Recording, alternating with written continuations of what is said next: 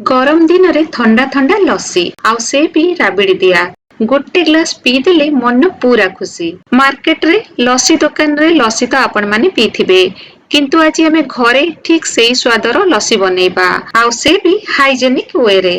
ताले वीडियोटी को फुल देखंतु। एबे चलंतु लस्सी रो प्रिपरेशन करनबा। सेति पई प्रथमे हमकु राबिड़ी करिया पे पड़िबो। कढ़ई को हल्का गरम करी सेथिरे दे दबा अल्प घियो। बेसी घियो देबेनी, एठी मु हाफ छोटो चमच घियो देइची। घियो को भल भाबे कढ़ईर चारिआडे लगेई दबा। तापर सेथिरे दे दबा 2 बड़ चमच चीनी। एबे चीनी को लो मीडियम फ्लेम रे कारामेल करनबा। एही प्रोसेस रे कोन हबो ना राबिड रे गोटे बढ़िया ब्राउन कलर आसीबो, जेमिति कि मार्केट रे मिलुथिबा लस्सी उपरे ब्राउन कलर रो राबिडी पड़थाय ठीक सेही भली।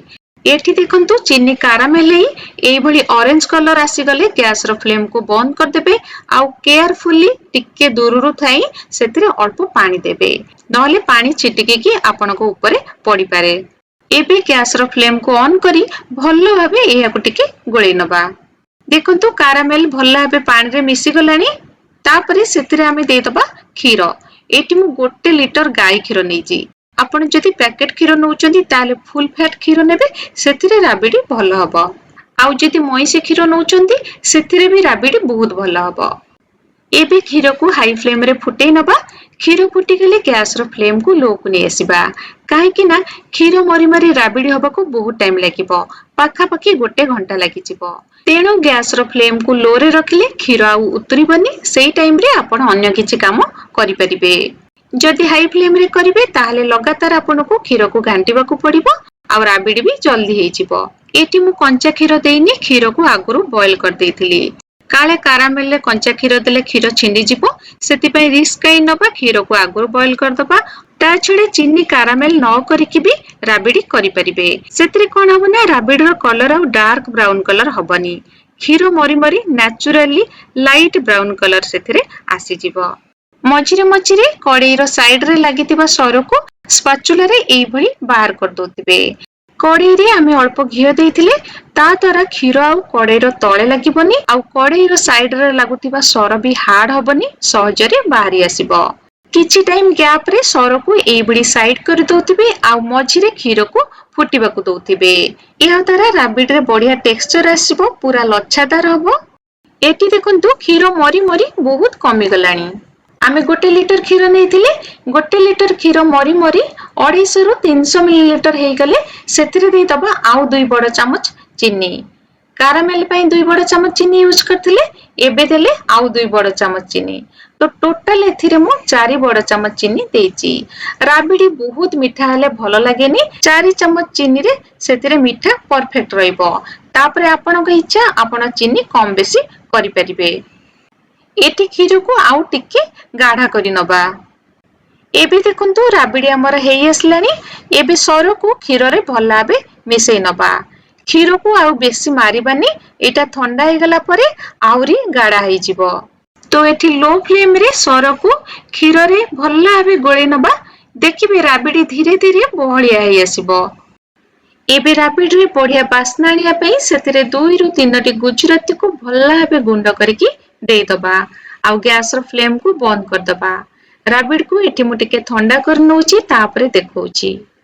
एबे देखंतु राबिडी टिके ठंडा हे गला परे आउरी बहलिया हे जाईची।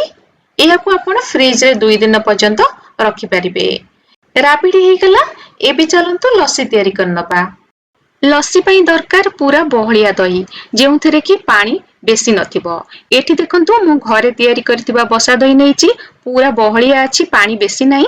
आपण जदि घरे बसा दही तयारी करचंती, दही बसी गला परे देखिबे ऊपरे पानी रहि जाइथिबो, तळे दही थिबो आ ऊपरे पानी थिबो। से ऊपरे थिबा पानी को पूरा बाहर कर देबे। तापरे आपनको मिलि जिवो पूरा गाढ़ा थिक दही। आउ जदि मार्केट रु आनुचंती किंबा दही टिके पानिया अछि, ताले गोटे परिष्कार कपड़ा रे किछि टाइम पई छाणी के रखि दियंतु, पानी सब निगिडी जिवो। तापरे सेतिरे लस्सी करिवे, देखिबे बहुत बढ़िया लस्सी हबो। एबे दही को गोटे बड़ ग्राइंडर जार रे देइ दबा। तापरे सेतिरे देइ दबा टेस्ट अनुसार चीनी। लस्सी टिके मीठा हेले पीबा को भल लागे, किंतु आपण आपणक टेस्ट अनुसार चीनी कम बेसी देइ परिबे। तापरे सेतिरे किछि आइस क्यूब दे याकू भलो भाबे ग्राइंड करनबा। जदि आपनको नॉर्मल लस्सी दरकार ठंडा लस्सी दरकार नै ताले सेतिरे आइस देबेनी ग्राइंड करनेबे। लस्सी पई पूरा फ्रेश दही नेबे, बेसी दिनर पुराना दही नेबेनी, सेतिरे स्मेल भलो आसीबनी आ टेस्ट भी भलो लागिबनी। एबे ग्लास को राबिड रे एई भली डेकोरेट करनबा। चारियाडे राबिड टिके बुले नबा, तापरे ग्लास रे गोटे लेखा चामच राबिड दे दबा। एथिरे ग्लास टा देखिबाकू बहुत सुंदर लागिबो आ लस्सी पीबाकू भी भलो लागिबो। एठी जदि आपण बिना राबिड रे लस्सी करबाकू चाहुचंती ताहले राबिड को छाडी आउ जहा सब जिंस आमे सेतिरे यूज करचंती ताकू देकी लस्सी भी करि परिबे। एबे ग्लास रे दे दबा किछि नडिया कोरा। एटी नडिया पूरा नरम कलिया नेबे, बेसी टाण नडिया नेबेनी। तापरे किछि काजू को छोट छोट खंड करी काटिकी सेतिरे दे दबा। एबे ग्राइंडिंग कर रखितबा दही को ग्लास रे दे दबा। ग्लास को पूरा फुल करिबेनी, ऊपर हमकु बहुत सारा टॉपिंग दबार अछि। तापरे राबिड रो 2 चम्मच लेखाए दही ऊपर दे दबा।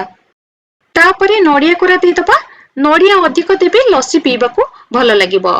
लस्सी दुकान ने भी सेमाने बहुत नडिया देइथांती।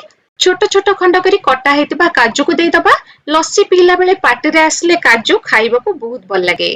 तापरे किछि कटा हेतिबा चेरी को दे दबा, आउ किछि किसमिस को भी दे दबा। एठी आपनको जेउ सब ड्राई फ्रूट्स पसंद आपण देई परिबे। ता ऊपरे आउ अल्प राबिड को मु दउची, आउ किछि नडिया कोरा दउची।